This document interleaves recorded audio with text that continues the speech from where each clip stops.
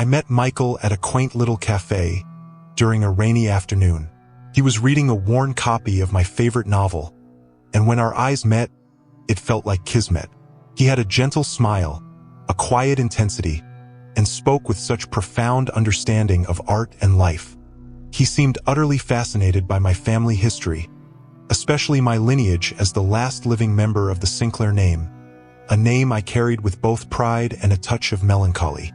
He said my strength and resilience, despite my solitary roots, were what drew him to me.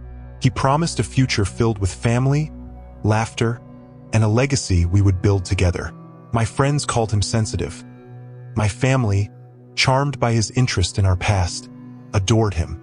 Within a year, we were married, and I genuinely believed I had found my soulmate, my protector, the man who would help me build the family I so deeply craved.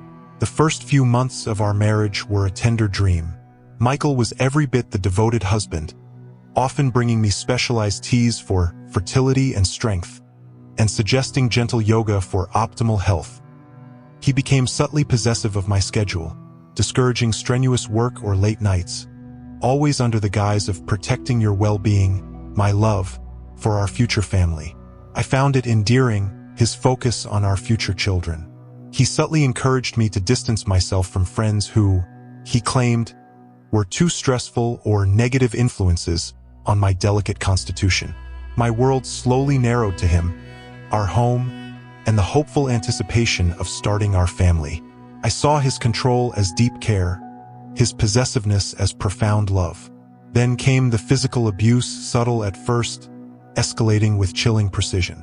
A harsh grip on my arm if I accidentally missed a dose of the supplements he meticulously managed for me.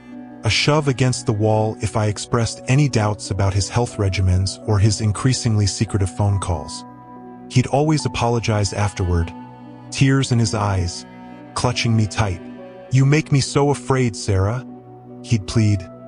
"Afraid something will go wrong.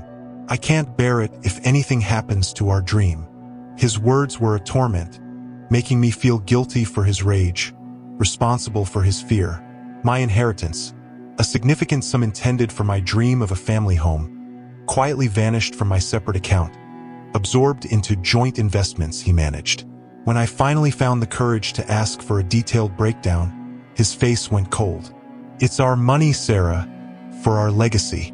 You're too emotional to understand market complexities."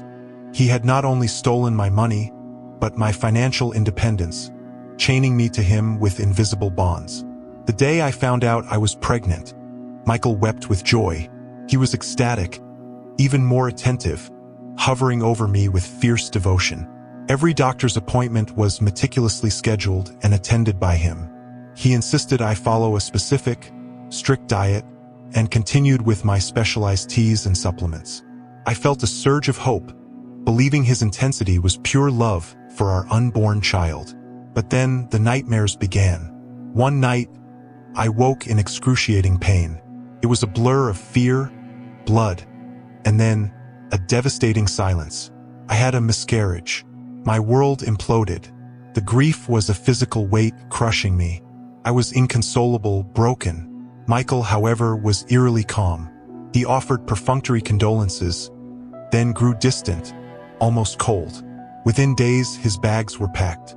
"I can't do this, Sarah," he said, his voice flat, devoid of emotion. "I can't be here. It's too painful. I needed a family. You couldn't give me that." And he left, just like that. I was left utterly shattered, emotionally, physically, financially. As I slowly tried to piece my life back together, a strange emptiness settled in, not just from the loss of the baby, but a physical one. Doctors confirmed I was now infertile. A side effect, they said, of a rare infection likely stress-induced. Then, while packing up Michael's things, I found a hidden compartment in his old desk. Inside, meticulously organized, were not sentimental items but detailed medical files. My blood ran cold. My own medical records, dating back years, including my family's genetic history, my grandmother's will, and a small, innocuous-looking pill bottle. The pills were a powerful fertility blocker, designed to induce miscarriage in early pregnancy and cause permanent infertility.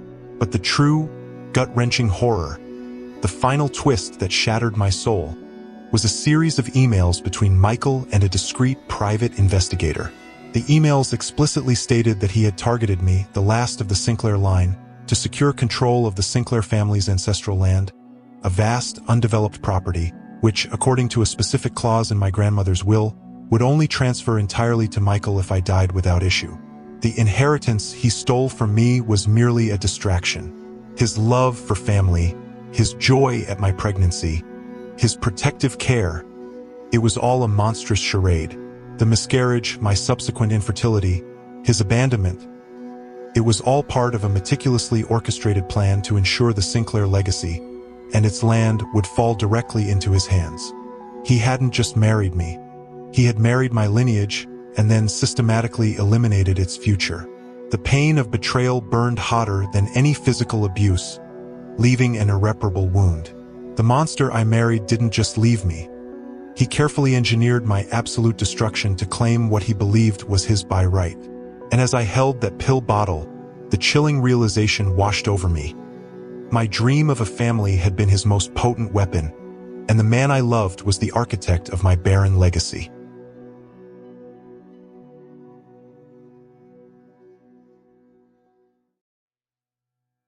I met Julian at my sister Chloe's engagement party.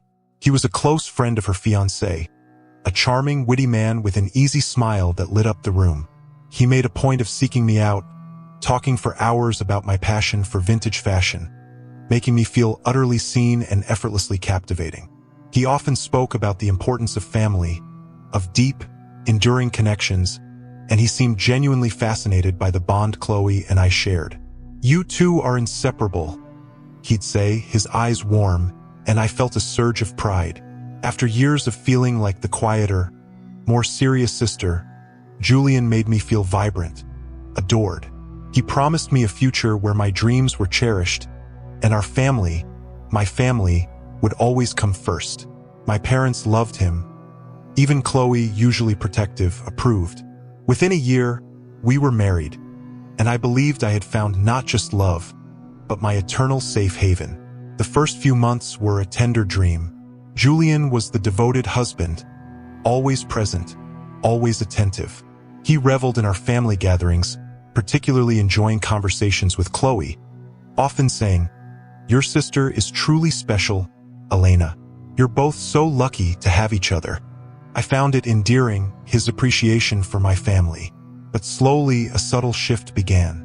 His interest in my family morphed into a possessive demand for my attention.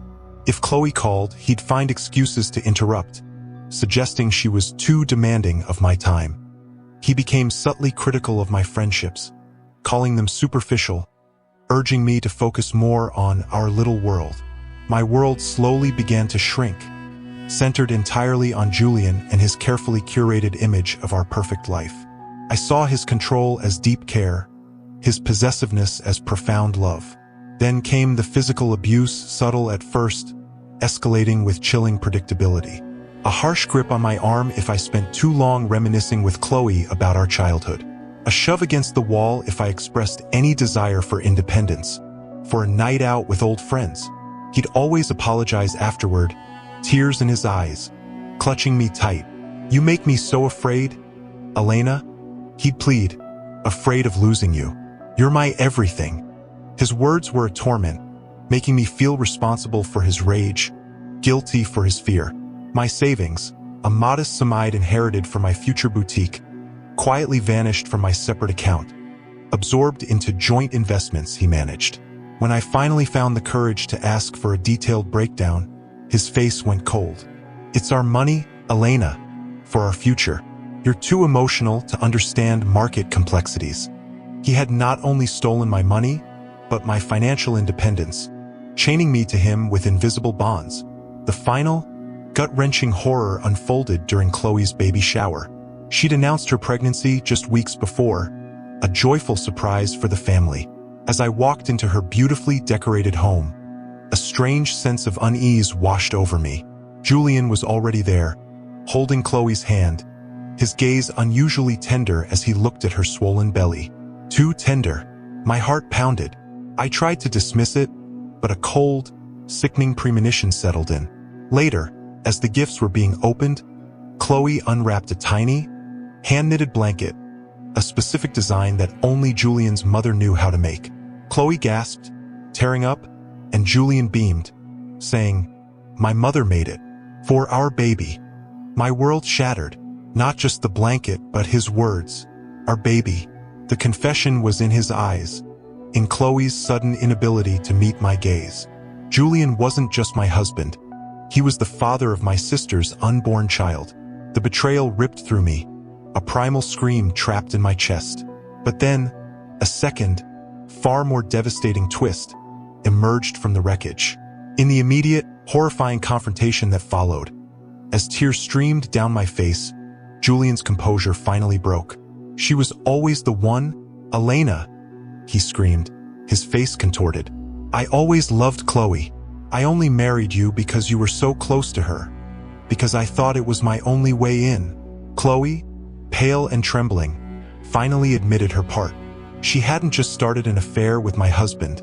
She had been obsessed with him for years, secretly desiring him. She had intentionally become pregnant, a desperate, final act to claim him for herself, believing our marriage was merely an obstacle to be overcome. My entire love story, my sacred marriage, had been a monstrous, elaborate charade, orchestrated by the two people I trusted most, all to facilitate a hidden, twisted obsession. The monster I married wasn't just a cheat or an abuser. He was a manipulator who had used my love, my loyalty, my very existence, as a stepping stone to the woman he truly desired. And Chloe, my sister, my blood, was not an innocent victim of his charm, but an active, malicious participant in my systematic destruction. The pain of betrayal burned hotter than any physical bruise, leaving a gaping, irreparable wound in my soul. My regret was a bitter, metallic taste in my mouth, the regret for the naive woman who had confused a predator's game for true love. As I fled that house, leaving behind the two people who had obliterated my life, I realized the true horror wasn't just marrying a monster, but discovering he was part of a monstrous conspiracy, and the man I loved had simply been a pawn in my sister's ultimate act of betrayal.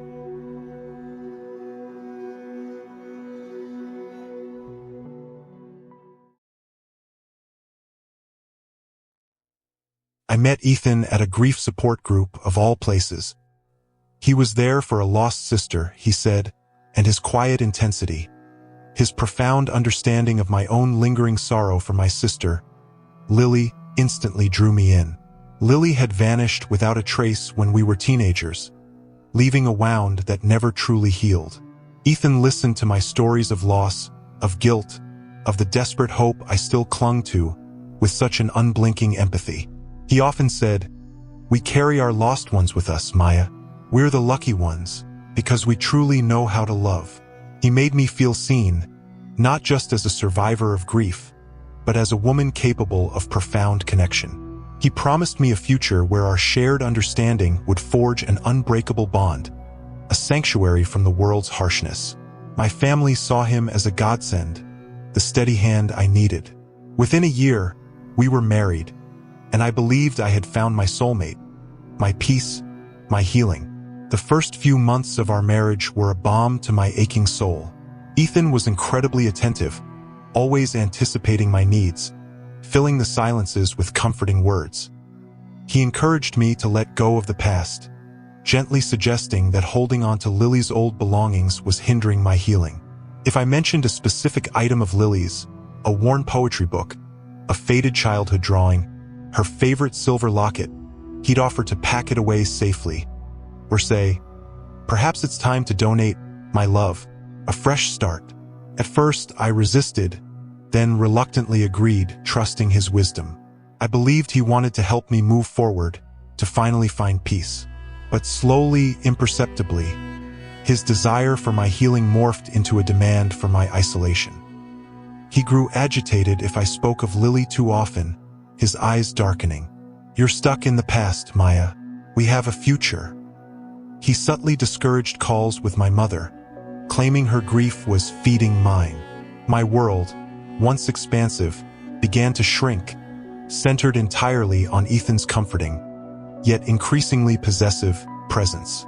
Then came the physical abuse, subtle at first, escalating with a terrifying predictability. A harsh grip on my arm if I cried while looking at an old photo of Lily. A shove against the wall if I tried to retrieve a cherished item from the attic. A space he now insisted was off-limits. He'd always apologize afterward, tears in his eyes, clinging to me. "You make me so afraid, Maya," he'd plead. "Afraid of losing you like I lost her." His words, once comforting, now felt like chains. My inheritance, a modest sum from my grandmother, money I had wanted to use for a memorial garden for Lily, quietly vanished from my separate account. When I confronted him, his face went cold. "It's our money now, Maya, and I'm protecting our future. You're too emotional to manage it." He had not only stolen my money, but my financial independence, leaving me utterly trapped. The true, stomach-churning horror unfolded one afternoon when Ethan was supposedly at a conference. The gnawing emptiness, the fear, finally spurred me. I needed something, anything of Lily's. I crept to the attic, the forbidden sanctuary, and found the door ajar. Inside, meticulously organized, was not storage but a shrine. My breath hitched. There were photos of Lily, hundreds of them, all labeled. Her poetry book, her drawing, her silver locket.